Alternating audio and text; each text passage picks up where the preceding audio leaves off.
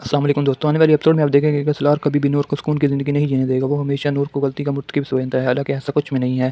اس کی اور ارچما کے جو بھی جھگڑا ہوتا ہے، سلار صرف نور کو ہی قصوروار سمجھتا ہے، لیکن حقیقت اس کے برعکس ہے۔ اور دوسری طرف سلار جان بوجھ کر نور کو فون کرتا ہے اور ذوالفقار شاہ بھی گھر پر موجود ہوتا ہے۔ جیسے ہی ذوالفقار شاہ فون اٹھاتا ہے تو سلار کو یہ بات سمجھ آ جاتی ہے۔ وہ جان بوجھ کر ایسی باتیں کرتا ہے جس سے ذوالفقار شاہ بہت غصے میں آ جاتا ہے اور وہ سلار سے کہتا ہے کہ تم اپنی بکواس بند کرو، نور کو تم سے کوئی بات نہیں کرنی۔ تو سلار ذوالفقار شاہ کو مزید غصہ دلانے کے لیے اسے بات کرتا ہے، وہ یقین دلانے کی بھی کوشش کرتا ہے کہ نور اب بھی اسے محبت کرتی ہے اور اس کے لیے کچھ بھی کر سکتی ہے۔ اگر ایک بار سلار نور کو بلائے گا تو وہ ذوالفقار شاہ کو چھوڑ کر بھاگ کر آئے گی۔ اور یہ باتیں سن کر ذوالفقار شاہ بہت غصے میں آ جاتا ہے اور یہی فیصلہ کرتا ہے کہ آج سلار کو جان سے مار ڈالوں گا۔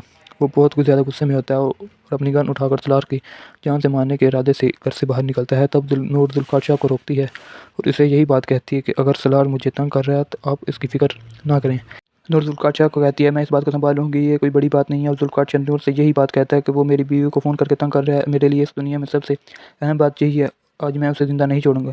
تو نور یہی کہتے ہیں کہ آپ وہاں جانے کی کوئی ضرورت نہیں۔ ذوالفقار شاہ کو یہی لگتا ہے کہ شاید سلار کی باتوں میں سچائی ہو، کیونکہ نور بار بار سلار کی حفاظت کر رہی ہوتی ہے، حالانکہ حقیقت میں ایسا کچھ نہیں ہوتا۔ نور سلار کو نہیں بلکہ ذوالفقار شاہ کو بچانے کی کوشش کر رہی ہوتی ہے۔ اور دوسری طرف سلار بہت خوش نظر آ رہا ہوتا ہے، وہ سوچ رہا ہوتا ہے کہ آج اگر ذوالفقار شاہ یہاں آ گیا تو وہ ثابت کر دے گا کہ نور ہی سارے فساد کی جڑ ہے۔ اور دوسری طرف سلار ابھی بیٹھا ہی ہوتا ہے کہ فرح بھی اس کے پاس پہنچ جاتی ہے اور فرح تو ویسے ہی سلار سے شادی کرنے کے چکر میں ہوتی ہے، وہ بس یہی چاہتی ہے کہ رشما اور سلار کی طلاق ہو جائے۔ اور جیسے ہی وہ سلار سے فلرٹ کرنے کی کوشش کرتی ہے، اتنی دیر میں رشما بھی وہاں آ جاتی ہے۔